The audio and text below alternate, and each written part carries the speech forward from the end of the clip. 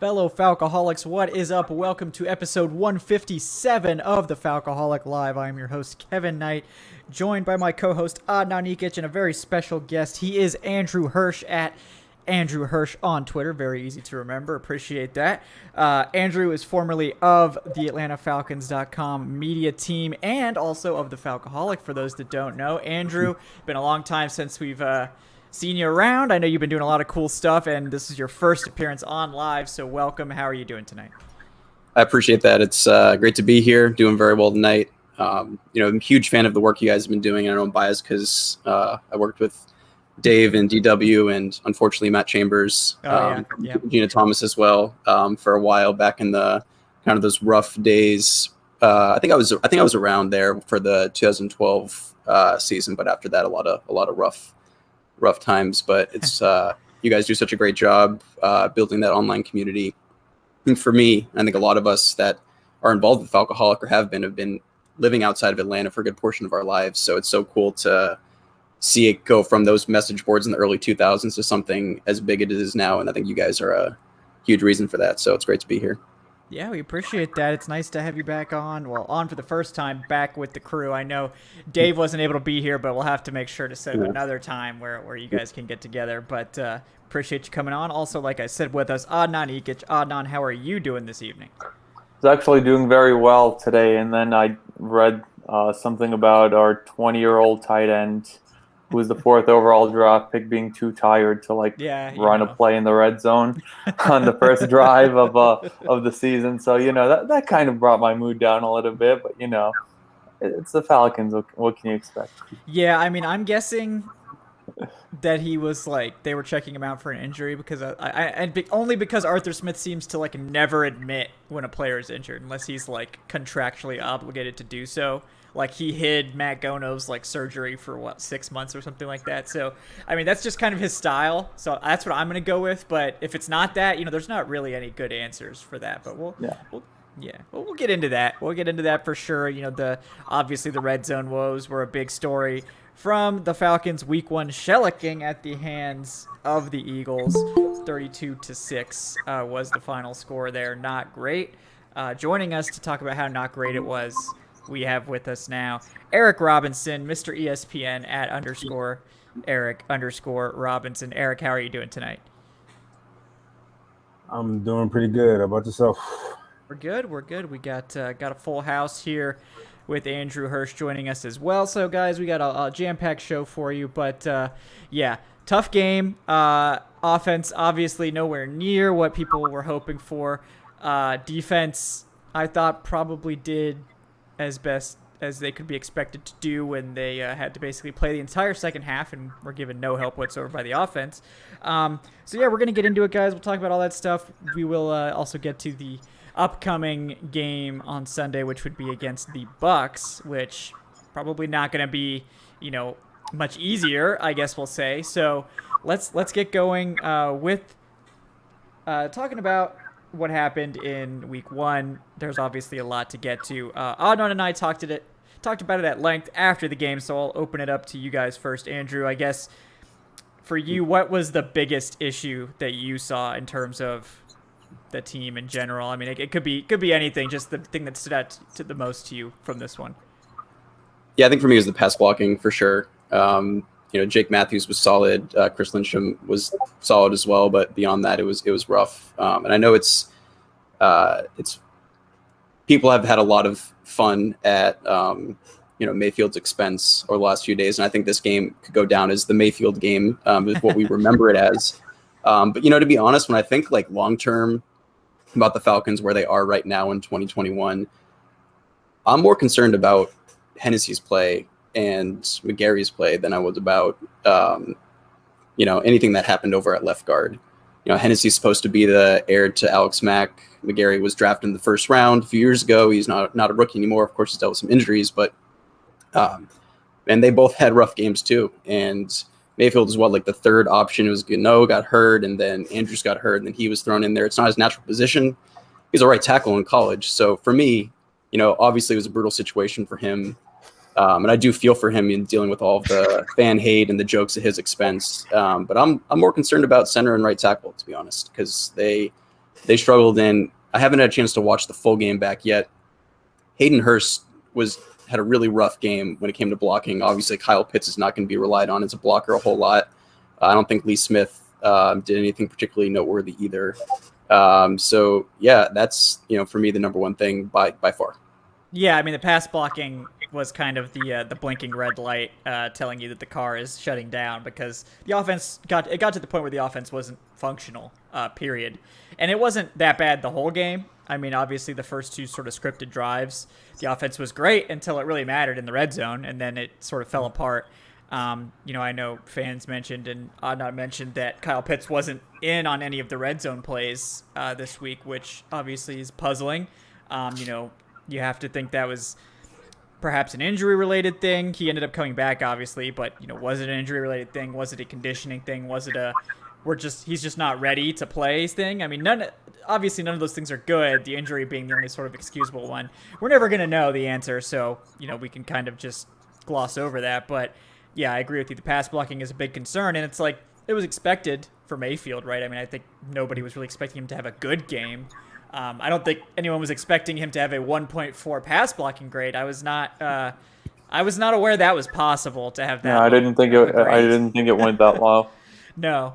And Hennessy obviously didn't have a great one either. I thought Hennessy was mostly okay. But I mean, that's just comparing him to Jalen Mayfield, which maybe isn't fair either. And then Caleb McGarry is another big area of concern, right? Because he was, I think, the third worst graded player on the whole offense. And as a first-round pick going into his third season, you expect growth there, and he was a big concern as well. Yeah, I was going to say Caleb McGarry is the one that you and I talked about it at length in those training camp videos, that this is the year for him. Like, he's at that bit of a crossroads in his career where he really has to take that next step, because if he continues giving what we saw the last 2 years, like, the Falcons will have to start looking very, very closely at replacing him at right tackle.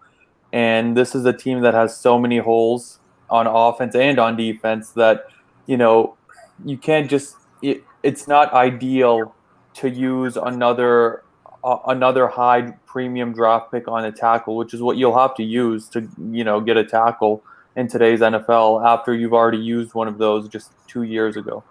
Yeah, that's obviously not what you would want, considering that you need those high draft picks to fill all the other numerous holes on your roster.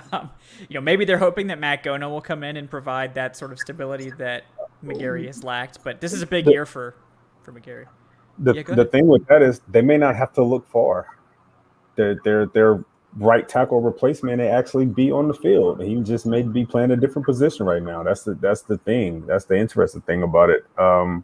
We talked about it on the last episode, and we talked about it numerous times this offseason. Mayfield's going to struggle. He's going to have his hurdles. That's the way the game plays. And you look at the interior defensive linemen that they have at the beginning of the schedule. We pointed it out once the schedule came out that the offensive line is going to have some major tests to start the season. And it doesn't get any better with Villa and Ndamukong Suh next week. Yeah. And it's not going to get any better with Daron Payne and John Allen in a couple of weeks. That's just, they're gonna he has some tests in front of him. The one thing that stood out to me is the fact that Philly didn't really do anything exotic on defense, right? And yet they still could not find a rhythm. And it's largely in part because Matt had really very little time to do anything. But that's concerning. How is this offense going to adjust to that? They're playing a Bucs defense that's going to throw everything at them next week, so they're going to have to figure something out really quick. Yeah. I mean, the Eagles got as much pressure as they wanted rushing for. Right. And that made it so much harder everywhere else because there was no need for them to blitz or be aggressive. They could kind of just rush 4, drop guys in coverage, and then, must be nice, right? Yeah, that must be nice. I know Dan Quinn's up there smiling. That's what it's supposed to look like, It's pretty hard to get that, when your pass rush is terrible, but the Eagles' pass rush not terrible. They were the number 2 pass rush last year. Obviously, they looked like they're going to be in contention for, the top pass rush once again this year. But yeah, I mean, it was so bad that the offense was sort of limited. I mean, it was basically we were down to sort of quick passes and running the ball, and maybe that would be okay in some scenarios, like early in the game, that's fine. But when you're down 2+ scores, that doesn't work so well. And it got to the point, Ryan got sacked on consecutive 4th downs, and it's like anytime he had to take more than like a 2-step drop before he threw the ball, it was just a sack. So obviously that can't continue. Evan Birchfield joining us now as well, Director of Guest Personnel. Evan, we're talking about the offensive line struggles. Did you have anything you wanted to add on that particularly sour note from Sunday? Not really. I was hoping I missed that part. No, yeah. That's going to be like half the show. We still got like 20 minutes on offensive line, I think. Yeah, so. Evan, you got to come in an hour later to miss that part. Yeah. No, I mean, I haven't been listening because I just got here. But I imagine you guys handled that well. It was about as bad as you could get, at least from the left guard standpoint. I'm sure you mentioned his Jalen Mayfield's PFF grade, pass blocking of 1.4 or whatever it was. Which very low GPA. Very bad GPA. I said on Twitter, like I didn't even know they could go that low. Right, but, I didn't know either. I mean, what's funny about it on the post-game podcast that we recorded at the same time you and Anand did this on Sunday, DW was like, Evan, I think it's going to be like 1 point something or like 1 something. And then sure enough, it ended up being exactly that. So that's pretty bad. And he's listed on the depth chart as the starter going into it. So, we'll see what happens. I know Drew Dahlman is considered the backup, which was interesting. Ahead of, I guess, Gassot isn't ready. So, And you mentioned Drew Dahlman. While he only had 9 total snaps, his pass blocking grade was a 73.1, which is much higher than a 1.4. Yeah, 70 points higher. In fact, he's an entire above average starter better. Yeah, yeah. I mean, obviously, it's nice to see Dahlman perform well. It's only 9 snaps, so it's like okay, we can't really say too much about that, but. Certainly Dahlman wasn't a liability while in there. The only thing he did was, of course, commit a false start. I feel like everyone who stepped in to play left guard committed false starts, which was not great. Andrew, did you have something you want to add too? Well, I just think that all of these issues are compounded by the fact that this was the first time in a game setting that this offense was together and working. And, we can argue and discuss all night about whether or not that Matt Ryan and some of the other guys should have played during preseason, but you're going up against a great pass rush. You've got a really shaky offensive line. Your number 1 wide receiver from last year is gone. You've got a rookie tight end with high expectations, but he's still a rookie in his first game. And you've got a whole new playbook for your veteran quarterback. Matt Ryan doesn't matter how cerebral you are, and how seasoned you are as a quarterback. It's still a brand new system, and you're still trying to get the timing down right. So it's just all these issues kind of layered on top of each other, and I think that's what led to 2 field goals, and nothing else. Yeah, but I did definitely have a problem with not going for it on that first 4th down from the 3. That was a big issue. But yeah, go ahead, Anand. I was going to say I fully agree with everything Andrew said, but the good news is, the Falcons are playing for a fan base that's very rational, isn't prone to overreaction, and is very, very level-headed. Yes. Well, one thing I remember is in the 2016 preseason, the offense came out a few times at the Dome. I remember being there covering that game and just looked putrid, horrendous. And people were freaking out. They were thinking, this is just like the big collapse from 2015 after starting 5-0 and limping to the finish. And, they pulled it together pretty well that year. One of the highest scoring offense of all time. Obviously, that's not going to be the case this year. But, this kind of – pardon? I remember the Bucs game, the season opener. Horrible. People were ready to drive Shanahan out of town after that game. Yeah. If you had, if I had missed like the last few games of the 2015 season, you showed me that tape. It's like, that was a 2015 offense there. And so, these things take time, especially when it's a new system. You're relying, Calvin Ridley, as talented as he is, the pressure's on him now as the number 1 guy. He doesn't have two defensive backs covering someone on the other side of the field anymore. No. There's a lot at play here that's just going to take time. And I think, Falcons fans, I would consider myself, I'm not the most patient sports fan in general as someone from Atlanta, but this is the kind of thing that will require some patience, and it's going to be tough for a while. But that's the nature of how things go in this league. Yeah. I think they opened themselves up to this too by insisting every time it was brought up that no, we're competing right now, like this is not a rebuild and all that. And like no one, like I'm not saying we should expect them to say like, oh yeah, we're gonna be bad. Like no one's gonna ever say that, but when you refuse to even acknowledge the chance that like we might need to like, sort of like this might be kind of a bridge year, we're gonna be as competitive as we can while we, retool the roster and this sort of thing. It's like no, we're competing right now. Like, okay, then that's what fans are gonna expect. So I get that's also part of it. I mean, also I get the other side of it, which is what are you supposed to say? But I get that, but also I have a hard time just looking at this roster from top to bottom and say they're actually rebuilding, because how many rebuilding rosters have a former MVP at quarterback, a former All-Pro left tackle, a guy like Grady Jarrett, a guy like Deion Jones? Like they still have building blocks. Yes. I mean, if it was rebuilding, they would have just stripped this thing all the way down, but they didn't. Right. I don't think they were able to, given the financial ramifications. Right. They were not able to, but at the same, so even if that is the case, even with them coming into the season, I still find it hard to sit here and say they are rebuilding. Now, I do agree with you when you say about the whole, we're competing type thing. Okay.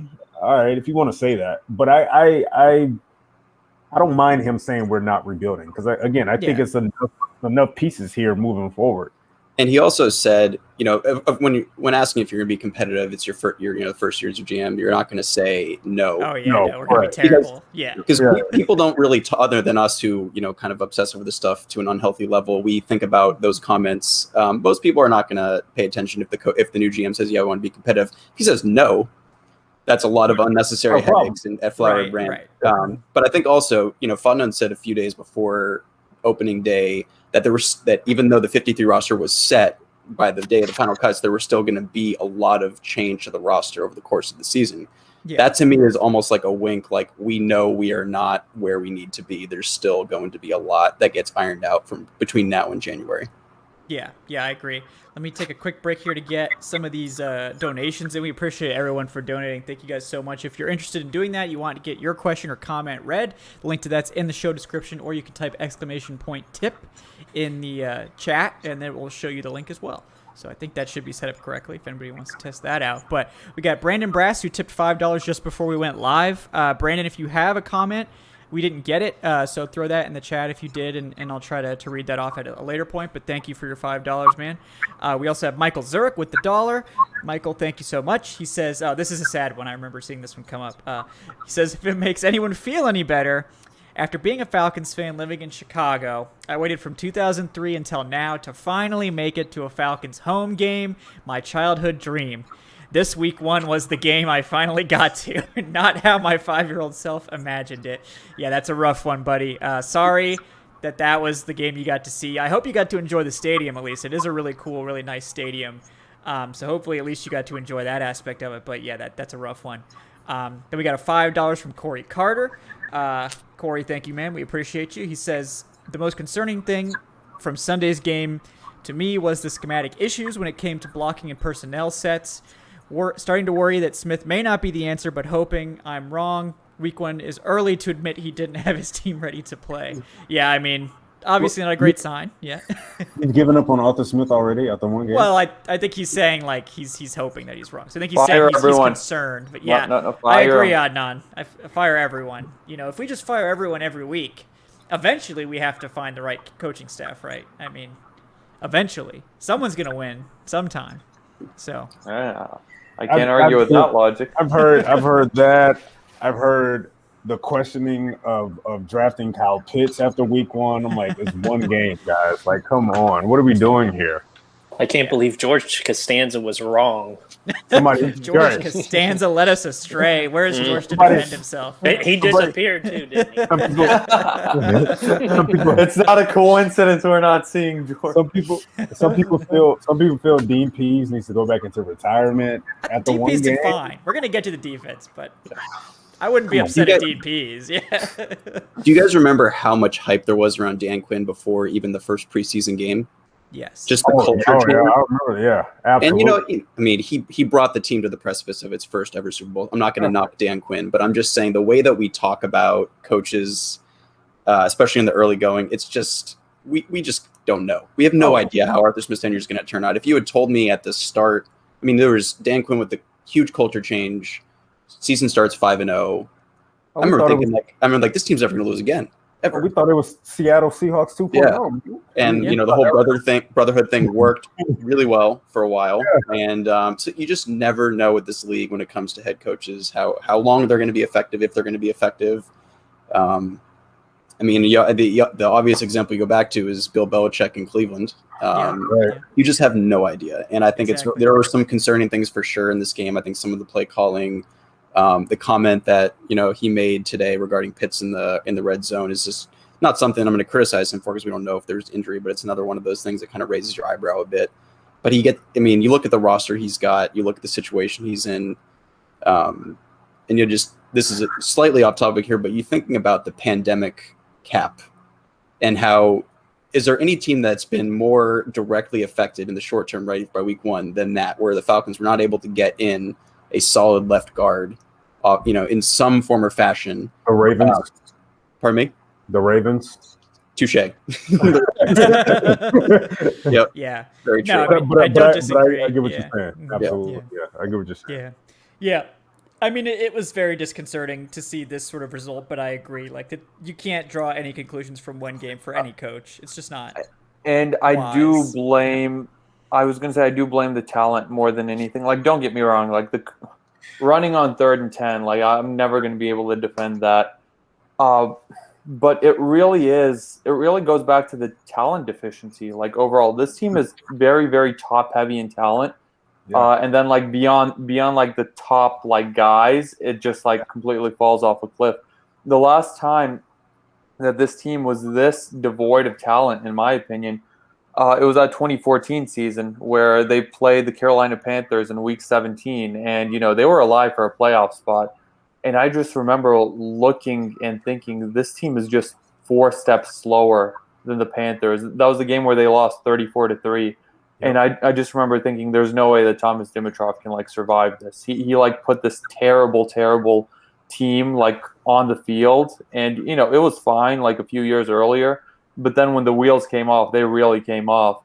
Dimitroff ended up staying, and I think that's the fault of Arthur Blank, and he once again put together a team that's completely devoid of talent in comparison to its peers. So I hope that we get a similar turnaround 2 years from now that we did from 2014 to 2016, but I don't know how feasible that is. I think Sunday showed that. I've always felt like this team was hovering around that mediocrity, that 9-8, 8-9 record or whatever. But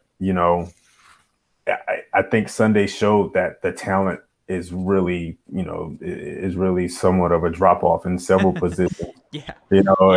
And like you said, we're gonna get to the defensive side of the ball. That's pretty much where my there. For the defense, I think everyone was ready to temper expectations and weren't really expecting a ton out of them. But with the offense, that was what was unexpected, because I think the main concern for us going into it was can the offensive line just be good enough so that the offense could function? And obviously the answer was no this week. But with the defense, it was okay, we just needed to make a couple stops here and there and maybe it'll be okay. And I think, to be fair to them, they did. They made several key 4th down stops, even in the third quarter when the offense had been lifeless for, multiple quarters at that point. They still got a few stops, and it wasn't out of reach really until, midway through the third, into the fourth quarter, where stuff just started to get out of control. The Falcons, as bad as the final score ended up being, it was still, 15-6 at, partway through the third quarter. So, it wasn't like this game was totally out of control. It just went from like, okay, we're down a score, we really need a touchdown here, to, oh my God, it's 32-6. Like it just that quick, and they just couldn't get it together. Obviously that's sad, but I wouldn't be blaming the defense. But let me go ahead and get to a few more of these donations before I forget about them, because I don't want to keep you guys waiting too long before we move on to some defensive talk here. Guy Fieri, a.k.a. Solaire, with the $1. Thank you, Solaire. We appreciate that, man. He said, felt like the opening game of 2019 all over again, Falcons versus Vikings. Yeah, that's honestly what I thought of, too, a little bit. Only positive I could take away was first drive. At least the play calling was no longer boomer football. Just wish they brought in a guard after what we saw in the preseason. 0-2, here we come. Yeah, and I don't even think that's really being negative. I think that's just being realistic. It's probably not going to be a big turnaround. Ken Baller with the $100 tip. Oh my God, what a legend. All right, I'll get to you in a second, Ken. Sorry, I got a couple more to read off. Total legend. That is a new record, folks. So give Ken Baller. He's getting some Dave meat. He's getting some Dave meat. He's unlocked the next tier there. So he didn't nickel that to be $1, and he just got a little happy with the decimal there. I mean, if you let me know, Ken, if it got a little exciting there. But yeah, I mean, we appreciate it, definitely. He was $99 back. He meant to give it. Yeah, I got to make sure I really read that one with some enthusiasm to justify that. But no, we really appreciate that, Ken. Thank you so much. Next up, George Costanza. Heard us talking about him. He's here, guys. It's George with the $3. Thank you, George. We appreciate that, man. He says, if we're picking in the top 5 again next year, we really may have to adjust course. This team just wasn't ready to play. Team looked bad. Went from thinking 13-4, probably a little aggressive, in my opinion, George, to 1-16. Also, I think a little aggressive. And he says it can be in the middle. It maybe, doesn't have to be like either end of the spectrum. Yeah. I mean, I understand. 5-6 wins. I understand, but and he says, Pitts is awesome. Pitts will be fine. Just wait. Yeah. No disagreement there, George. But maybe settle it at George, like 500. George, we were just kidding earlier. Like Pitts will be fine. It's been one game. I was tampering expectations in preseason. I was telling everyone, all right, like don't expect 1,200 yards from a rookie tight end, like 700-800 yards. That would be an amazing season for a rookie tight end. Yeah, I agree. And Pitts still has so much time to realize his potential. I'm not willing to make any judgments on any rookie after one game. Particularly when the whole offense sort of looked terrible. So don't blame him for that at all. And then George with another 3 right after that. Also dishing on the Richie Grant pick again. He says with the 40th pick, Falcons select a backup safety. Falcons always going to Falcons. Yeah. And again, George, I'm saying not going to judge a rookie by their first game, so won't comment. But, I did tweet, it's time to reignite, the Justin Fields versus Kyle Pitts. That's tired. Richie Grant versus Creed Humphrey, that's wired. So that's where we're going next. And then we got just 2 more tips before we get back to the conversation. Thank you guys so much for all the love. We do appreciate that. If Richie Grant comes out this week in week 2 and he gets like a game-sealing interception on Tom Brady, I don't want to hear any of that, okay? Right. Yep. We got Tom K with the $3. I promise you, if we beat the Bucs and Richie Grant gets a game-sealing interception, no matter how we beat them, this show will be a lot more positive next week, and so will the post-game show. That guy might get the key to the city after the game. Something like that, man. Yeah. All right, Tom K with the $3. Thank you, Tom. We appreciate that, man. Says, so the defense, while not great, did keep the team in the game till the fourth quarter. Would you say this is a positive sign or more the Eagles having a mediocre offense? I would say it's a positive sign, honestly. I mean, I think the defense played about as well as we could have hoped in this one, considering they got entirely hung out to dry from like the second quarter on. And I think that they weren't great. Certainly weren't great at defending Jalen Hurts when he ran the ball, but that's just kind of what they had to do to get pressure. When you have to decide between blitzing and getting pressure or not blitzing and letting them throw all over you, Dean Pease was like, we're going to blitz. We're going to try to force a mistake. And the Eagles, to their credit, I think played a great game around that. They threw a lot of those screens, a lot of quick outs, and let Jalen Hurts take off whenever he had a chance. And that was the perfect strategy against the Falcons defense. And that's just something that's going to happen when you can't get pressure with 4. I like a lot of their play calls where they try to get him perimeter runs with a lead blocker, like an H-back or a pulling guard or something like that. Just design run calls. Like that was smart. They tip of the cap to Sirianni and that Eagles offense. They played with strengths and showed. Yeah, it did for sure. The issue is that's a very, very easy solution to beating a team like the Falcons who can't get any pass rush without blitzing. Because you can't just keep blitzing over and over again because they'll just throw some quick outs, they'll throw some screen passes.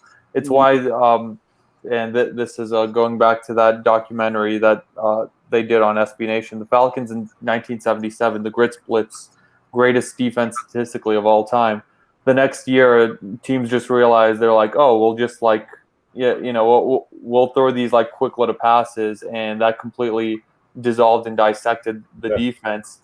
You have to be able to generate a pass rush, rushing for once in a while. I'm not saying you have to be like, the 85 Bears with your 4-man front or anything like that, but you have to be able to generate some pass rush without completely blitzing over and over again, or you're gonna get destroyed by these genius offensive coordinators. Yeah, absolutely. Especially if they have the quarterback like Hurts to make it work.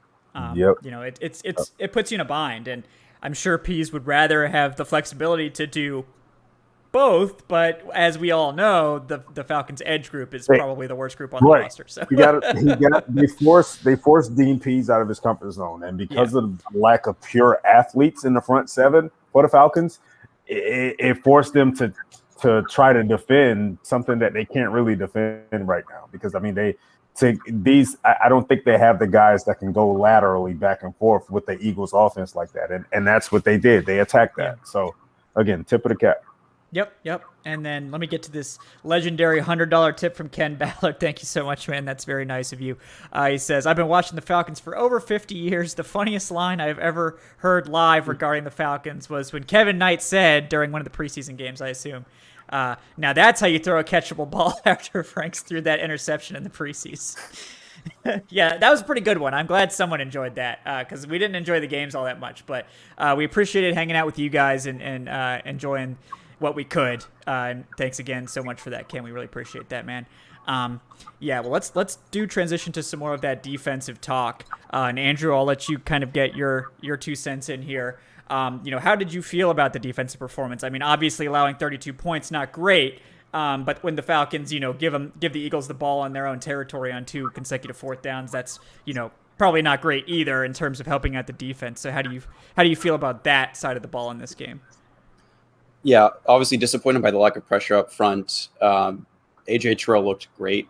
I think, Fabian Moreau gave up that big play at the beginning. He got picked, But he really settled down. And I think when you think about the kind of situation the Falcons are in or were in this past offseason, and you want to find those cost-efficient veterans that you can slot in, you want the kind of guy who can get, be blamed for a big touchdown early in a game and settle in and be solid for the rest. And I mean, for what he's being paid, that's pretty much all you can ask for at this point. One thing not directly related to what we saw, I think John Kaminsky had 2 snaps on defense the entire game. Yeah. Not great. I don't know what's going on. I was really high on him coming out of the draft. Mm-hmm. And I was hoping that, this season with pass rush being such an issue and new defense, new coaches, another year of progression for him. It was disappointing to not see him out there. I'm sure there was a very good reason for that. But yeah, overall, I would give it like a C+, B- type grade. Definitely not indicative of the final score of the game. But when you look at the way the offense had to get very predictable in the second half, and then they were just getting pummeled, and this is something we see all the time. The Falcons defense just gets exhausted. Yep. And there's no way to quantify how exhaustion plays into a team defense's performance. But when you look over the last 5+ years and these collapses the Falcons have and the blowouts they have, you just look at how gassed this defense is by the 4th quarter. It's a very common theme. And, when it comes to that's another just kind of ripple effect from the offensive line being as brutal as it was this game. And I thought the defense looked very solid in the first half. And then as they got tired and as Jalen Hurts really settled in, got a little rougher. But I was encouraged by a lot of what I saw considering the talent on the field. And definitely hope to see, I would love to see John Kaminsky get more snaps. I'm excited to see some of these young guys. Jalen Hawkins, I thought he had some good plays. Isaiah Oliver had some good plays. Yeah, in run support in particular. He made a couple of key tackles. Yeah. Yeah, he looked good. And he was flying around on special teams too. Michael Walker was making some noise at certain points as well. So, for me, I'm going to be looking at these younger guys a lot as the season moves on, especially on defense. And, I was encouraged by a lot of what I saw. I'm trying to, think on the positive side here. But yeah, if we can get that front four moving, it'd be such a game changer. And it's a shame that Kaminsky hasn't been able to step up and be that guy. It's a shame that a lot of the draft picks have not panned out in that area specifically. And I think we're all, as Falcons fans who've watched this team for years, we're so tired of this issue. We're just exhausted every year of seeing the opposing quarterback having enough time to read War and Peace in the backfields before he throws the ball. And we're tired of seeing these guys with so much promise going back to, even Jamal Anderson and Ray Edwards. It's just been ever since John Abraham left, man. We were spoiled for a while there, and it's going to happen again. It'll be very refreshing when the Falcons have a front four or can generate a really strong pass rush, but it's just not there right now. Yeah, I agree. And it's like I don't understand the John Kaminsky thing either. To me, I always thought I always liked Kaminsky at edge. Like, I always thought that's what he played in college. That's what I wanted to see. They were very insistent about bulking him up a little bit and moving him to the interior, which, if you look at his athletic testing, makes a lot of sense. I mean, he's like a 99th percentile athlete for a defensive tackle at that point. But I thought maybe this year, with how weak they are on the edge, that they would give him more chances there, and it just never really panned out. So, he's going to be a small defensive tackle. He's going to be a sort of a pass rusher only there, and that's going to limit his opportunities when he's got to play behind Grady Jarrett and Marlon Davidson, who also only had 20 snaps in the game. It's just it's just not great. I think they really like Jonathan Bullard, and they're playing him at kind of one of the interior spots too. But I would, like to see something out of those young defensive linemen that they invested in over the years. Agree with you there. Eric, I'll go to you next on this one. What were some things that you liked or didn't like about the defense's performance on Sunday? I'll be honest with you, I wasn't really a fan of it all. The fourth down stops were great. That was nice to see. At least they got them, right? Yeah. It just plays a part. I mean, we see that every year. We're kind of sort of used to it now. Like, they're going to get a fourth down stop. Elite on fourth down, yeah. They got one. If they could just get it there more often, yeah. Right. Like, let every play be fourth down, and I guarantee you this will be the number one defense in the league. I think Sunday really proved to me, and maybe many others, how this defense is in need of some true talent, man. Especially in the front seven, especially on the defensive line. They need some guys. Dean Pease is going to need some horses in order to put this scheme together, and there's only so much he can do as a play caller. Especially with this particular scheme. And if his past, he's played fairly well against Tom Brady in the past with this particular scheme. I don't know if he's going to have the guys to be able to execute that. You guys heard it here first. The Falcons are shutting down the Bucs on Sunday, according to Eric Robinson. I don't know it. I don't know if he has the horses to do that this time around. I don't. It's scary, man. The missed tackles kind of bugged me a little bit as the game went on. And a lot of it has to do with fatigue as well. But, that's something that we kind of sort of saw from them last year, not being able to really, make a play when a play is needed. Again, fourth down stops are great, but get off the field on third downs. Get a turnover. Something. Oh my God. And again, the pass rush. I'm tired. It's year after year after year of this, and I'm like, my God, just give me one legitimate pass rusher. I don't need a plethora. We don't have to rotate them. I don't need a duo like what Cleveland has or anything. There's like levels of pass rushing competence. It doesn't have to go straight to Myles Garrett level. Like, yeah, I don't have to have a pair of Bosas on the field at this. Just give me something. Good Lord. I just there's no one reliable right now where if you need someone that put their hand in the ground and say, hey, see that guy right there? Go get him.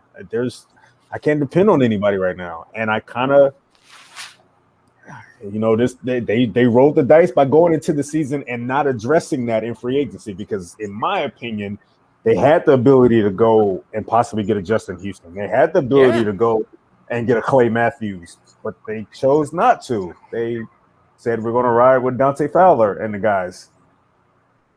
All right, and they didn't really replace Barkevious Mingo after, his whole saga. But in fairness, Fowler did change his number. Well, that's cute. Single digits, baby. Let's go.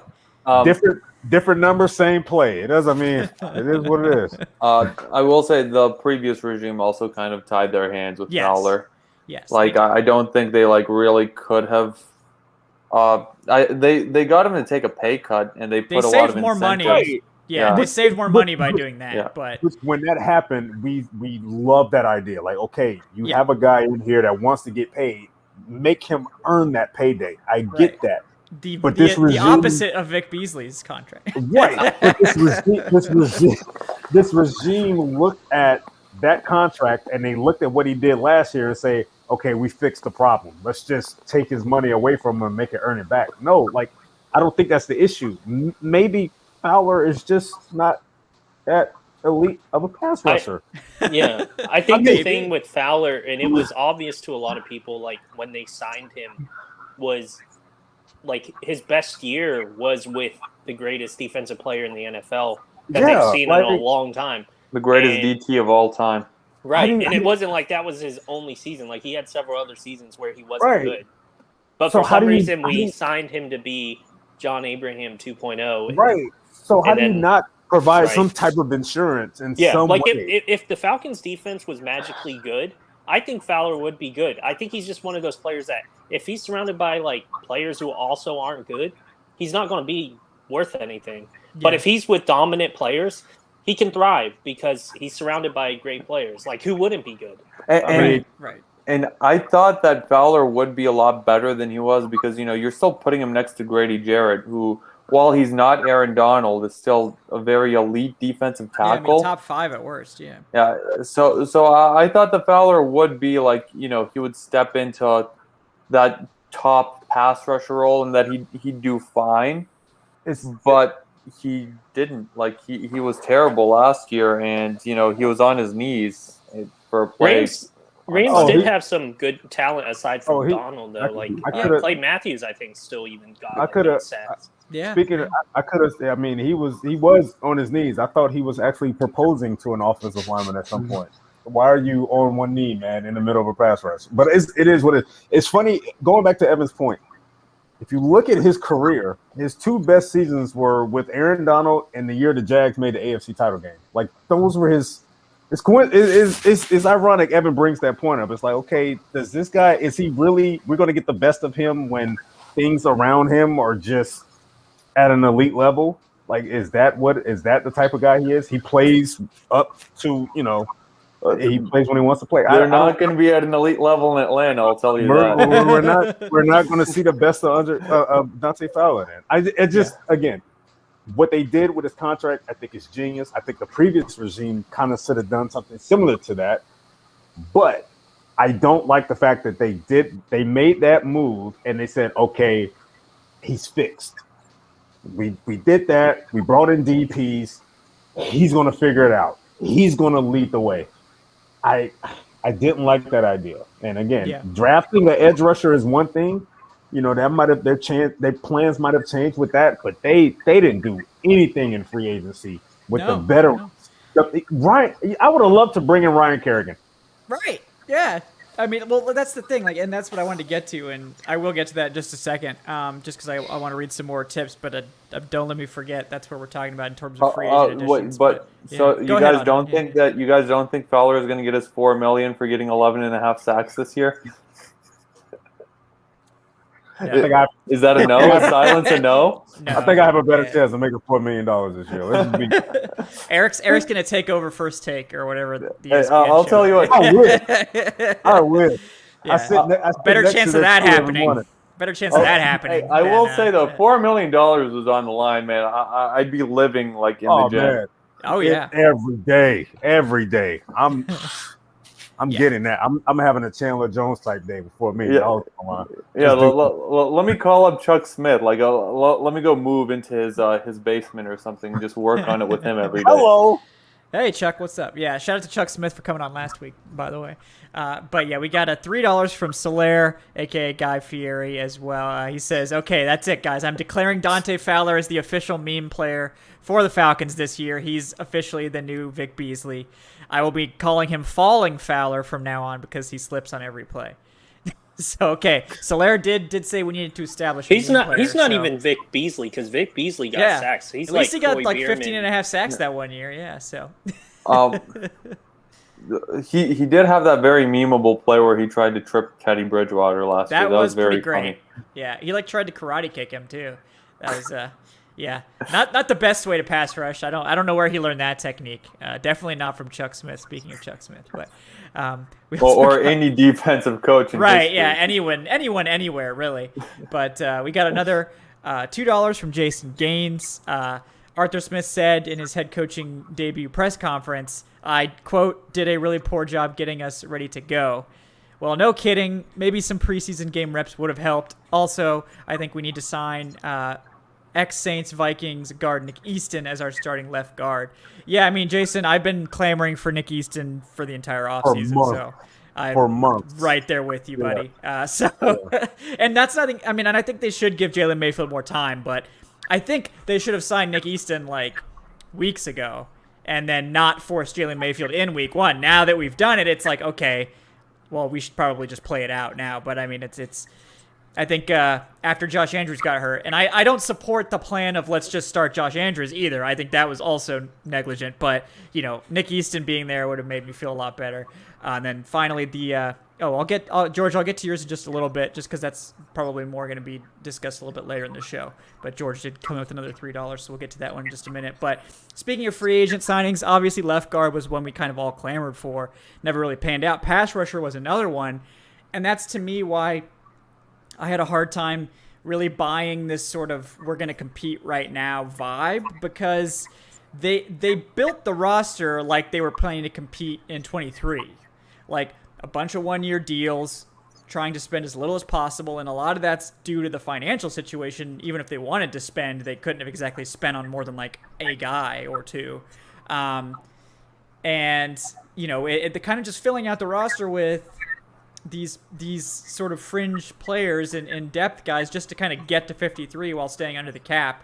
And we didn't really see them make any moves in the preseason based on what they saw. I think we were like, oh, they've got this money. They could do, you know, X, Y, and Z depending on what happens. And they, even after Josh Andrews got hurt, they didn't make a move at guard. So unless you count claiming Colby Gossett, which I don't count that. So, you know, it's just a little bit puzzling to me. Because I don't agree with, as much as I like Jalen Mayfield and think he very well could be our future left guard, I think basically throwing him everywhere on the offensive line throughout training camp due to injuries and then thrusting him into the week one lineup when he's barely played any snaps at all at guard in his entire career, we were kind of asking for this. And I would have just hoped that we could have taken another step before subjecting the fan base to this experience. But, you know, it's kind of where they are with their financial situation. I don't want to label them with this term, but it's complacency, man. And complacency is what hurt the last regime. They thought that things were just going to figure themselves out over time. They just needed to make the right tweaks here and there, and things are going to be fine. And I don't know how many other signs do you need. And trying to swallow that pill that they saw this offensive line throughout the entire offseason. They hit it on the far side of freaking training camp, so we couldn't see it. they looked at it and they saw the circumstances approaching the season with Josh Andrews getting hurt and Mayfield being inconsistent and said, you know what? Let's go into week 1 against Fletcher Cox with this crew. Like, we're not going to do really anything at all. Okay. Yeah, but imagine if it had worked. Then he would have been a genius. So what if it worked? I had a hard time imagining that going into the I know Mayfield is going to need on-field reps. That is a definite. But he's quite possibly the best option they have at left guard. Let's just be honest here. Like it which is not saying a whole lot. Like it's Andrews has been a journeyman for a while, and Gossett has been. He was the worst pass blocking guard starter last year. So So this may actually be the best option on the table. But again, if you consider that, then why are we just rolling with this? Like another wrinkle to that, I totally agree with you, Eric. We think about Mayfield. We want him to play well now, but we care a whole lot more about the way he's playing in 2023. Right? And we all remember Peter Kahn's. Yep. We don't want to break the kid. I mean, he's going up against some of the best defensive tackles in the game, back-to-back weeks. He probably is hopefully not paying too much attention to social media, but he definitely knows what fans are saying. His coach said it himself leading up to the game. Dude, you're gonna get better. He's sitting in the film room as the whole team's watching the tape, on Monday morning, and he knows exactly what people are thinking. I don't know Jalen Mayfield. I don't know the coaches. I don't know how you. I don't have an answer for how you approach this from a mental standpoint. Right. The biggest thing for me is just not breaking the kid. I mean, I could never handle that kind of failure, I guess, in back-to-back weeks. They're gonna have the Bucs if things go south. Again, and just all the ridicule, like that's a 22, 21, 22, 23-year-old kid. I mean, 21, yeah. I care a whole lot more about 2023 Jalen Mayfield than who he is now. And we got to get the reps, yes, but at least after this week, he has a layoff. He's got. Who he's got? Leonard Williams. Just Dexter Williams, Leonard Williams. It's okay. I don't think he'll be starting week 3, possibly. It's Leonard Williams and Dexter Lawrence. Yeah, that's easy. Yeah. And then who does he get after that? Who is that? The Washington Jonathan Allen and Ron Payne and John Allen. Yeah, that'll be easier, right? Yeah. Oh, the Jets are coming up soon. Yeah, all they have is who? Right. Just photocopy. Oh, great. Yeah. Well, I mean, at least the Giants don't have great edge rushers, so maybe they can help out a little bit there. When they go to Miami in a few weeks, he'll be fine. They have exactly. Just have to make it to Miami. Yeah. Christian Wilkins. Yeah, but maybe Jalen Mayfield was going to be that player who wasn't good in training camp and got not many reps, and then he would just turn on when it comes to the regular season. That's just a gamer. Just the a odds gamer. Of that happening is so low. It's not going to happen. Again, I want the kid to get on-field reps, and I understand that. I just want the team to have as Andrew pointed out, if this kid takes these early season reps and mentally he's getting beaten down from it, what answer do they have? The only answer that they probably have at this point is, let's keep rolling him out there. He's going to get better at some point. Because and to his credit, Arthur Smith did mention that he thinks that Jalen Mayfield is a very, very tough-minded individual. He made a point of emphasis to make that statement when asked about him. I don't think that any of this has been fair to Jalen Mayfield. No. No. From the very beginning, he was dealt a very, very rough hand.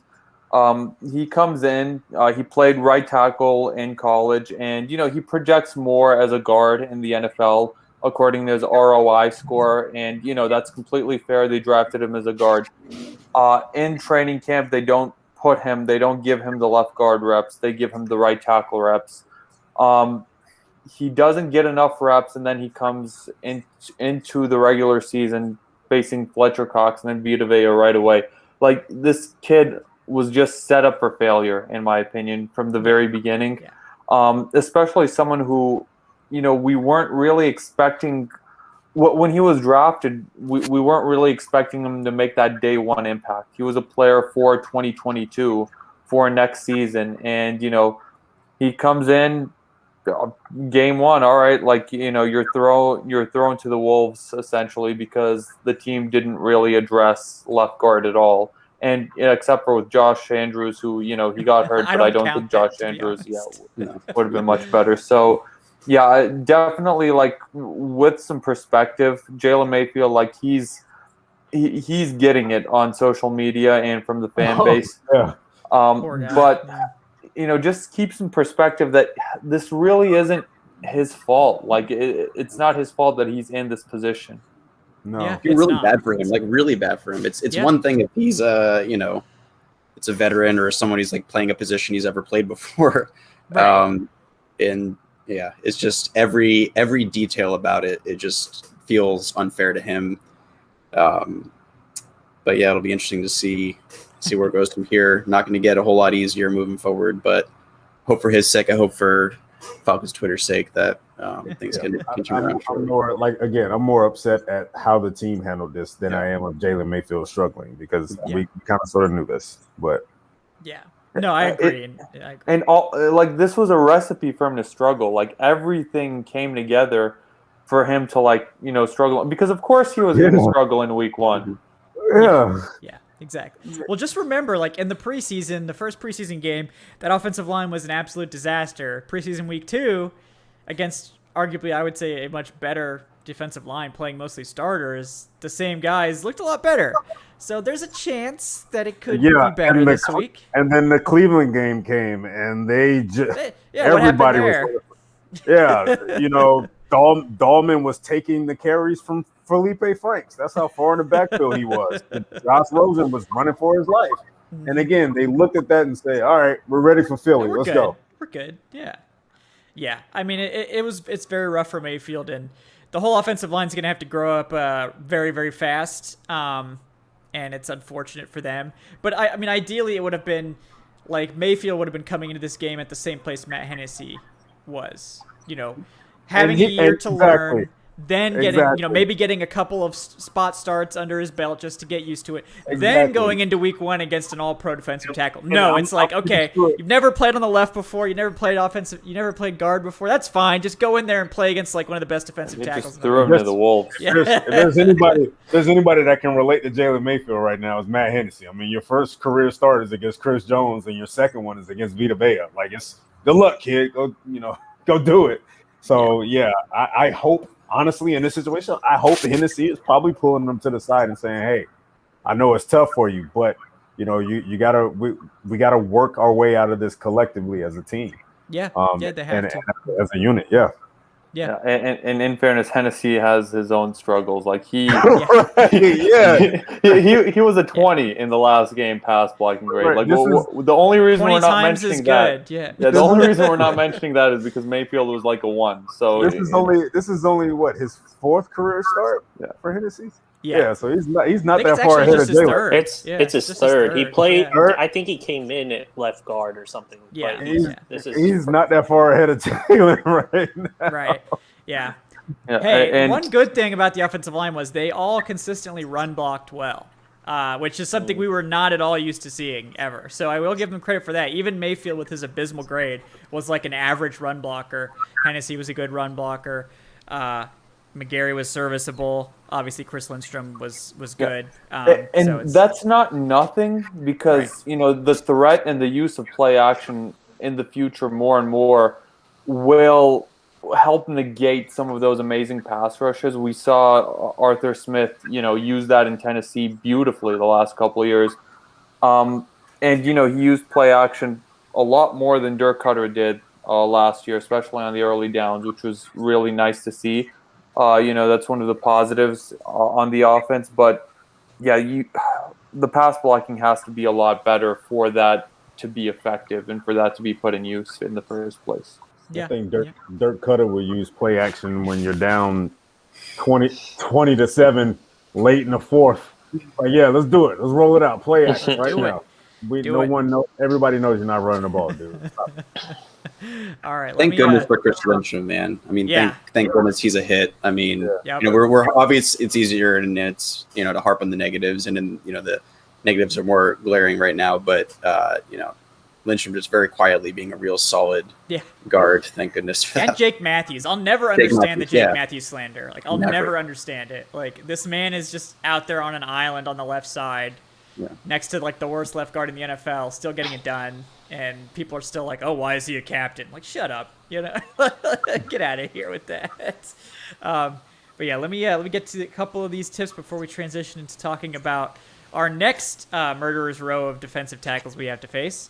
George Costanza's question was more of a future-oriented question. So let's say we were going into the bye at like 1-4, 0-5. Should Atlanta consider trading Grady? He says consider, not that they should, just considering him or other veterans potentially, since the season's probably lost at that point. Would we be interested in that? I don't think it would be possible given the salary cap. Yeah, not Grady. I don't think. Trading Grady, that would invoke minus $8 million on the cap. The team only has 3. So just from a pure financial perspective, I don't think it can, it would literally not be possible to happen under the salary cap. Translation, we're too broke to make that move.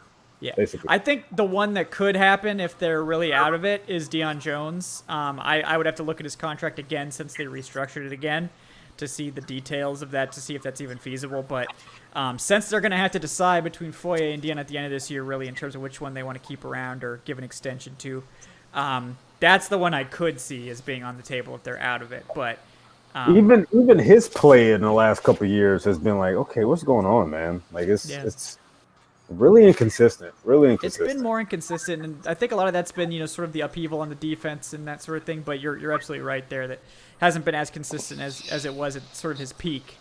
Yeah.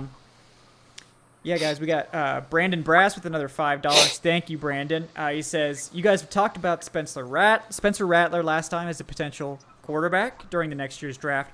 What are your guys' thoughts on Malik Willis? Love it. If the Falcons are picking in the top 5, I would take Malik Willis without hesitation.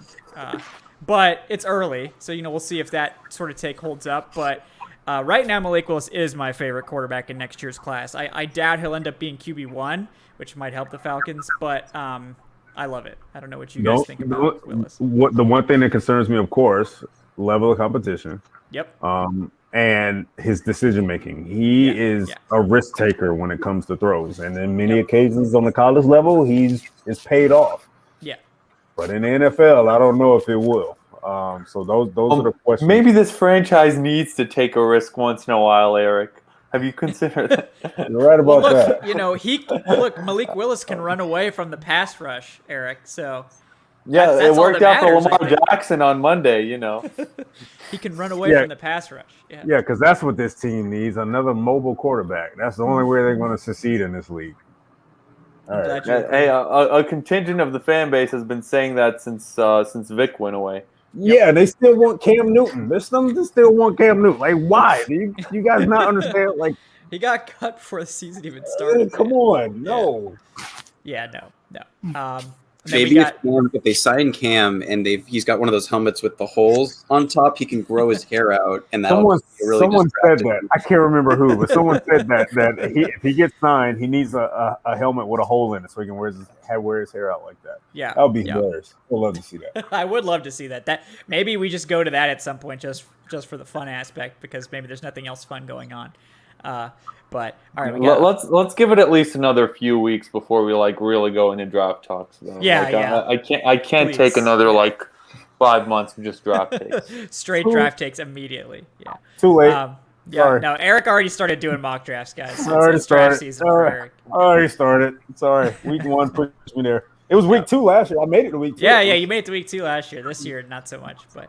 All right, guys. Yeah, just a quick reminder to like and subscribe if you haven't done that already. We do appreciate that. And check out our Patreon page if you'd like to support the show on a monthly basis, get access to some exclusive content, exclusive perks. Link to that is patreon.com/Falcoholic Live. Check that out, guys. And again, thank you guys for all the tips. We'll continue getting to those as we move along in the show. But yeah, let's get to some Bucs talk because we're over an hour already, so we should probably talk about the Bucs game at least a little bit. Andrew, as our special guest, I'll go back to you. Do you have any hope in this game at all, or is it you just chalking it up already? I mean, I have hope. I have some hope. Crazier things have happened. Not many of them. Just a fool's hope. Yeah. Yeah, I mean, we all have that. That's why we're still here talking about. No, I mean, Yeah.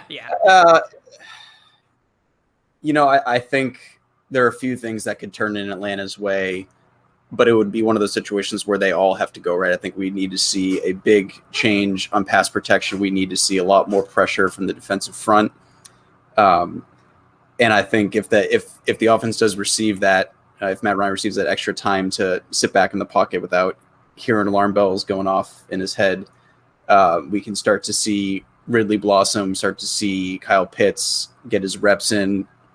But I think it really just we've been harping on the trenches all night, and that we should be, because that's the issue right here. So if those areas show marked improvement, then I will feel a glimmer of hope. I want to see, in the first quarter, if they're looking better in that respect, I'll start to get a little emotionally invested again, and otherwise I'll keep that all pushed very deep down. But yeah, the trenches, that's where it's at for me. Yeah, no, the trenches are going to be key, and it's because the Bucs have a great offensive line. I don't believe they allowed a sack to the Cowboys. They may have allowed one, I can't remember, but they didn't allow much. And also, obviously, the defensive line, that interior of Vita Vea and Kamsu, it's not any easier this week, certainly, for the Falcons interior. Do I think they'll look better? Yes, but enough to keep this game respectable? That I don't know. And I think we saw, when the Bucs took on the Cowboys, that the Buccaneers secondary, particularly now with the injuries they've sustained, it's vulnerable. It's capable of being thrown on, but can they have enough time? And is the offense going to be ready to sort of execute more than one or two scripted drives without falling apart? That's kind of where I am. And then also, can the defense hold up against Tom Brady? And I think the answer is probably not. But we're probably going to need it to be a shootout to win. But yeah, I'm not exactly sure how that's going to turn out. Adnan, what are your thoughts on this matchup at this point? I actually think we'll surprisingly do a lot better than we did against Philadelphia. Well, one, we can't do any worse than what we just saw in week 1. So 7 points. Yes. Hell yeah. I think this is one of those, this will be one of those weird divisional games where, it'll actually be close throughout. And I think the Bucs will pull away in the end. But last year, the Bucs, clearly a much, much better team than the Atlanta Falcons. In all facets of the game, they were the Super Bowl champions. The Falcons had the 4th overall draft pick for a reason. The Falcons still played them very, very tough last year. I think in the first game we, blew a 21-3 lead, which we're really good at doing against Tom Brady. Never seen that before. And in the second game in Tampa Bay, Week 17, you'd think that they're just going to steamroll us. And I think they needed that win for playoff positioning purposes. The Falcons were actually within 3 points with 4 minutes left. They ended up losing by 17 because the Bucs scored a couple touchdowns after that. But, it was a gritty back and forth affair. And I think we'll see something similar this week, just because it's so weird. Those division games, you can never predict them, no matter how. You can't predict them confidently, no matter what the records are, no matter, how good one team is playing, how poorly the other team is playing. I'm definitely not picking us to win, but I think we'll keep it close, and we'll come away with some positives to build off of, leading into the games to come after this game. So that's my prediction for this game. Yeah, yep, I think that's totally fair. Eric, I'll let you get a crack at it too. What are you kind of feeling going into this? Just yet another set of murderers row, really, of defensive linemen for the Falcons. Piggybacking off Andrew's point, this is going to be a game where they're going to need a big player too in all 3 phases. Matt Ryan in the offense is not going to win this thing by itself. They're probably going to need a defensive score, which would definitely help. A special team score may change the momentum. Hell, if they can get a Cordero Patterson kickoff return for a touchdown, that may put some life in the team. We'll see. But, I honestly believe in this one, they're going to struggle. They're going to make a few plays here and there. I'm going to question it, but I'm going to also believe in it in the same time that that Arthur Smith and the coaching staff is going to make the necessary adjustments. They're not just going to roll out next week with a similar game plan. They're going to make necessary tweaks here and there. But in order for this game to really be competitive, in my opinion, like I said, they're going to have to get big plays in all three phases, and we'll see. But I'm not holding out a whole lot of hope, to be honest with you. Yeah. Evan, go to you next. What are you feeling as we head into week 2 here? I mean, honestly, in my mind, it's already going to be a loss. Like, I'm not even flirting with the idea that they could win. What I'd like to see is them being competitive and actually showing that they kind of belong on the same field as a team this good, which I'm not sure is going to actually happen based on what I saw this past weekend. Right. I don't have a lot of confidence going in. I had a lot of confidence going into week 1, to be honest, because I was kind of hopeful, I think, like everyone else. Yeah. But based off of what we saw in week 1, I mean, there's no reason for me to feel anything but, like, I'm going to watch the game, but, like, I'm not expecting them to even get close to winning. Would I love to see them, like, come out and smack Tom Brady and the Buccaneers on their home field?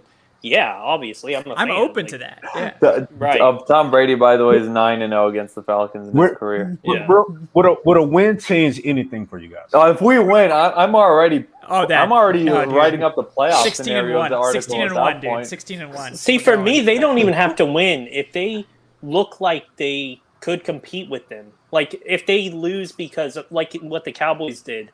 Like, Cowboys fans after that game shouldn't have felt bad. Like, they played them well. Yeah. A few calls here, you could question the Chris Godwin possible OPI that a lot of people were split on. I mean, you could say, well, if that didn't happen, there was a chance we won. Like, they took them to the wire. Yeah. If the Falcons do something similar like that, hell yeah, I'm coming away like, okay, this team is better than we thought. I don't understand the Eagles game at all, but they're better than we thought. I just don't see that happen. Man, we were 2-6 last year when I was trying to come up with playoff scenarios. Would it be Tom Brady in week 2? Yeah, I'm 100% back in then. Yeah. What about you, Andrew? Does a win change anything for you, or does it change anything for the team as far as their perspective? Yeah, I mean, I'll be looking to see who they can draft 30th overall next spring if they win this game. Hell yeah! No, I mean, well, one other thing I just remembered, Dean Pease knows Tom Brady very well. Right. Yeah. They won a lot of games together in New England. Yeah. If they do come out with a victory, I think it's the kind of win that can springboard them into a nice little run. Not necessarily a big winning streak, but especially when you think about the organization getting used to a new regime. After having one of the worst opening days in franchise history over half a century, to beat Tom Brady, our big nemesis from the Super Bowl and / division rival, coming off their own Super Bowl. That, to me, it's not so much what it would mean for their record. It would just be sending them on a trajectory that would instill confidence from the players, the coaches. If a lot of young players, like if Kyle Pitts has a big game or if Jalen Hawkins has a big pick, something like that, just to really kind of wash away the stink of last week. Arthur Smith he'd be allowed to stick his chest out a little bit, right? Yeah. I did that. Yeah. First career win. Yeah. Against Tom Brady and the Bucs. Yeah.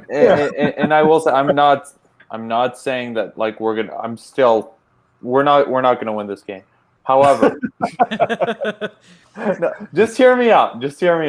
If it somehow does happen, let me just read you off the quarterbacks that this team will be facing after this Bucs game. So you have Daniel Jones and the Giants next week. Hold on, just hear me out. Saquon Barkley is not going to be at 100%. We already know they're going to ramp him up. Then you have Tyler Heineke in Washington. Ryan Fitzpatrick is out. Maybe RG3. Oh, hell yeah. I'd be down for that, Then you have Zach Wilson, a rookie quarterback in the Jets. then you have a bye week, and after the bye you play Tua, and then Sam Darnold, and then you get the Saints, and then Dan Quinn's defense after that. I'm just saying, like, Kevin. a win would be a nice little springboard where maybe playoffs. You talking playoffs? Kevin, stop it! He's doing it again. He did this last doing it year. again. Yeah. You give me enough time. I can like play out the scenarios in my head right now. So last year, Andrew, when they were 1-6, and they went into, I think it was the Broncos game. Okay. They won. They became 2-6. The very next show, Adnan was thinking about playoff scenarios. He was in like, my hey, defense, if they could win this one, we need content. If this team loses, the defense. The division was not looking great at the time. Some context. Let me add some context. The NFL was talking about adding another wild card team. Threw that out there. We were only like one or two games out. Yeah. The Falcons were like a half game out of that. Yeah. And, we were playing Taysom Hill twice. Drew Brees was on IR. And I was like, we'll be Taysom Hill twice. That's no issue. And, then we'll beat the Raiders too. And then at least we beat the Raiders. Yeah. Kevin and I was like, it's their second win of the year. Why are we talking the playoffs already? Anand was ready. He was back. He was ready, man. He was back. He was ready. Yep. He was ready. All they need to do is give me a crumb, and I'm buying all the way back in. That's all I need. Look at the Braves this year. Yeah, there you go. Braves. Hey, it's possible, right? It's possible. Yeah. Oh boy. No, that's a dark timeline. Let's hope we don't have to get to 1-6 where we're like trying to, galaxy brain playoff scenarios this year. But yeah. He's got that article already. He's got it. Oh, it's already typed up. It's in drafts right now. He's ready. Yeah, I just need to tweak it a little bit. Yeah. We'll just change some of the dates, some of the teams, but he's got it ready to go every season. Yeah. But no, I mean, I think it's very unlikely that the Falcons win this game, but I think it's also likely that they will play better than people are sort of expecting. I don't think they're going to win, but I think if they came out and were like competitive with the Bucs through the whole game and it was like somewhat close at the end, it wouldn't shock me. It wouldn't shock me. I think it's probably more likely that they play. I mean, I think they're going to play better than week 1. If they don't, I think we have a lot to worry about. If they don't, then next week, if people thought this week was bad on Falcons Twitter, if they look that bad, it's going to be terrible next week. Yeah, it'll be hilarious. Bad again. It'll be terrible for the players. Yeah. By hilarious, I mean crying in the corner hilarious. But it's going to be a rough game. The schedule makers did them no favors in terms of having this one on the docket in week 2.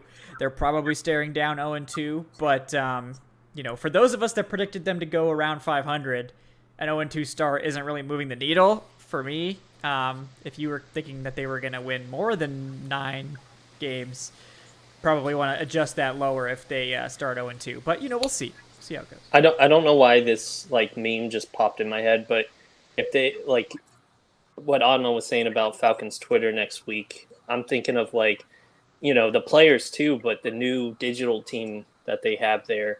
It's it reminds me of that meme of the guy with the noose around his neck that's first time or whatever. Oh, yeah. It's we're used to it. We're oh, yeah, first time with this. First time? Yeah, they have no idea what they're getting themselves into. No, it'll get ugly. No. Yeah. Yep. All right, guys. Well, any final thoughts about the Bucs game before we start wrapping this thing up? Good luck. I would not pick them straight up, but I would pick them against the spread. What is the spread? 13. Oh, yeah. Probably. I think I'd bet on the Falcons to lose by less than 13. It's a division game. So. Yeah. They generally close, but I mean, I'm not actually putting money on it. I'm not putting money. I would never put money on the Falcons. Why? Oh, never, absolutely not. If he was a gambler, which he's not, he wouldn't. But I wouldn't bet on the Falcons either. They just break your heart. I would bet on teams I didn't care about because then I know the emotion wouldn't play a part in it. I don't even want to make that pick on Tally site. I don't even want to do it there. Let alone put some money down on it. I don't know. I'm good. I'll stay away from that. Yep. All right. Well, let me read off our final couple of donations here before we wrap things up. Before I get to that, guys, reminder, please do like and subscribe to the channel if you haven't done it already. We really appreciate those metrics. They help us out a lot. Check out the Patreon page if you want to support the show on a monthly basis, get access to some exclusive perks and content, that sort of stuff. The link to that is patreon.com/Falcoholic Live. So first off, we got Corey Carter with the $5. He says, Falcons fans get it the worst. Falcons players come and go and make that money, but the fans stay for free. He's not wrong. That's our curse. Yep. I mean, we pay, but we pay non-monetary ways. Yeah, it's more like a blood contract sort of thing. Dave Cho's very familiar with these. Yes. Yeah. Then we got Jason Gaines with the $2. He says, like to see running back Wayne Goldman get some opportunities. He did a good job filling in for Saquon Barkley last year. Reliable receiving option as well. Also, great to see Dan Quinton's Cowboys defense choke. History repeats itself. Yeah, I mean, I think we all knew where that one was going. They just lost DeMarcus Lawrence today, too, for right. the foreseeable future. Yeah. So that defense is going to be... that defense was already going to be bad. It's going to be real. Going back to the point that one of you guys brought up earlier, they had the Cowboys had 0 sacks and only 2 quarterback hits against Brady, and now they just lost their best pass rusher. Yeah. Yeah, it's rough. Yeah, it's a rough. But I thought I saw that he may be back by November or something, which is just in time. It's possible. Just in time for the Falcons. Yeah. In that division, So that Bucs offensive line is going to be brimming with confidence. Game 1 against Dan Quinn's defense, game 2 against the Falcons. Yep. Like they're going to have 0 sacks allowed through the first 2 weeks. Yep. The Falcons will probably steal 1 sack off a blitz. They managed to do that against Philly, I think. So. All right. So we got finally. Brady should have had one on that 4th down, but he should have. Yeah. From George Costanza, final one, $3. Thank you again, George. Of course, he wants to know what you're drinking tonight, Adnan. It's I had this before. It's like water with the citrusy powder. It's European. It's very good. European. Come on. Yeah. Fizzy orange drink. Yes, very good. Good stuff. He says also, Braves 2021 World Series champions. Heard it here first. Who would have thought Joe Peterson was the key acquisition? Jock Peterson. Oh, is it Jock? Oh, he must have spelled it wrong. Yeah, I don't know anything about baseball, so I could not tell you. George, I'm not picking the Braves to win the World Series this year. Maybe next year. When we have Acuna back. But the Braves have been fun. They're gonna bridge the gap until Hawks season for me because God knows the Falcons won't be doing it. Yeah, let's maybe the Falcons. If the Falcons could just be watchable, like if they could score 20+ points and we could see Kyle Pitts look good and we could the offense could be functional, that would be better. It'd be like, oh, okay, I could put up a fight against the Bucs. That'd be decent football. But when they're getting their butts kicked to the tune of 32-6, it's okay, I don't even need to be involved with this transaction. So let's just hope less than that. I was gonna say I do think there was another donation earlier asking something about Wayne Goldman. Yeah, I got it. I just read it. Yeah, I thought. Yeah. He wanted to get some carries. He filled in for Saquon Barkley. Yeah, I mean I like Wayne Goldman. Yeah. So I like what Cordero brought to the field for him last week, though. So I don't know if I agree. Wayne Goldman should get some looks, but Cordero brought a nice little wrinkle to the offense last week. Yeah, man. I want to see where that goes. Yeah, he looked honestly like one of the best players on offense. He looked decisive running the ball, which is not something I really saw from him much in Chicago. Pass blocking was very good too. Yeah. I mean, he's huge. I think he has potential to be a unique player. A unique third down option. That's a unique third down option. For sure. And I think that Goldman didn't play because he was just signed. Yeah. So I think he's still getting the playbook down. I think he will be activated this week. And I'm telling you, the longer we go, the more and more I think that this team will go toward a committee approach with Goldman, Davis, and Cordero Patterson. Mm-hmm. Yeah, I think so. Agree with you there. All right, then we got last donation, $3 from Ulysses Ventura. I think the Bucs come in overconfident, and therefore we may have a chance. Yeah, I mean, that's the total That's total option. The Bucs were kind of uncharacteristically sloppy last week. I think they had 4 turnovers. So, that sort of game script could certainly help the Falcons. It didn't stop the Bucs from still winning against the Cowboys. And Brady still threw for 400 yards and 4 touchdowns. Like, I don't care about the turnovers. Brady still. That's why I wouldn't be feeling great if I was a Cowboys fan, because you got 4 turnovers off the Bucs and still lost. And still lost. Yeah, that game was probably not as close as it appeared. So. It would have been a mass. It would have been a massacre if they didn't turn the ball over. Yeah, Brady might have set some type of season opening record or something like that. It would have been worse. It probably would have been worse. Yep. All right. Well, before we get out of here, I want to thank all of my wonderful co-hosts and guests. First of all, our special guest, Andrew Hirsch. He is at Andrew Hirsch on Twitter. Andrew, anything you're working on? Anything you want to let the people know about? No, right now, I'm happy to be here chatting with you guys. Would love to come back. I appreciate, the opportunity here. Was working in football before. I'm trying to be a little more active on Twitter now with football season ramping up. So look forward to chatting with you guys over there. Yeah, absolutely. Yeah, we'll definitely have you back on, man. We'll have to work out a time where Dave can be here too, for sure. I know, man. He's got to jiggle that antenna. Yeah, exactly. He's got to get those moose out there to get that internet back up. Yeah, it's getting cold up where it's getting cold up where Dave is. Like, it's September. I think it's like 25 up there now. Yeah. Yeah, he was sending us something today about killer muskrats or weasels or something that they hunt porcupines. That's New Hampshire state animal. Yeah, that sounds wild, man. That's crazy. Dave does not help. Like, he doesn't help himself. Like, fight this narrative that he just lives in the wilderness up there. Yeah, he's like, oh yeah, no, this huge weasel came in my yard, and while I was running today or something. It's like, they just hunt porcupines for fun or something. Yeah, just like casually saying that, like, bro, like, I don't remember ever seeing a porcupine down here. No, I've never even seen a porcupine, much less a weasel capable of taking down a porcupine. Yeah, in civilization where we live. Yeah, you're in civilization. Yeah. All right. Well, thanks again, Andrew, and we'll absolutely have you back on as the season goes forward. Also with us tonight, we had Adnan Ikic at Say Which Way on the Twitters. Adnan, anything you'd like to plug? Yes. Check out on Saturday. I write an article every week detailing the series history between the Falcons and their opponent, and I write up an article looking at the scenarios of what happens if we win, what happens if we lose, and I have Fantasy Stud and Dud going every Monday, so check that out. Yeah, yep, definitely check that out, guys, for sure. Also with us tonight, Eric Robinson. He is on Twitter at ESPN Eric. Oh, I'm sorry, it's at _Eric _Robinson. Eric, anything that you're working on, either at ESPN or otherwise, that you'd like to plug? Really, Kevin? Yeah, I had to get at least one in there. Yeah. All right. Okay. All right, fine. Be on the lookout for upcoming articles. One big question that the Falcons are facing this week, as well as the game preview for Sunday's bloodbath against the Bucs. Yep. Yeah, be on the lookout for that. Eric, will you make us pay for the paywall when you start writing up articles on ESPN? Is it all going to be on ESPN Plus?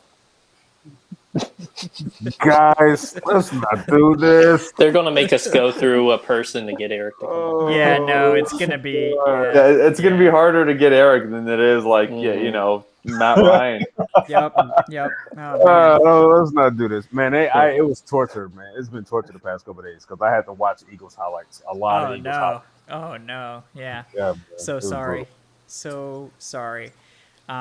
All right, finally, we have Director of Guest Personnel, Evan Birchfield, at the very easy to remember at Evan Birchfield. Evan, I know you have a very special guest lined up for us for next week's show. Did you want to drop the bomb for those loyal fans that have stayed this late so they get a sneak peek in here? To continue the special teams tradition, Matt Bryant is coming on. Yes, legendary Falcons kicker Matt Bryant will be joining us next week. The best kicker in franchise history. I said it before Morton Anderson came on that I think that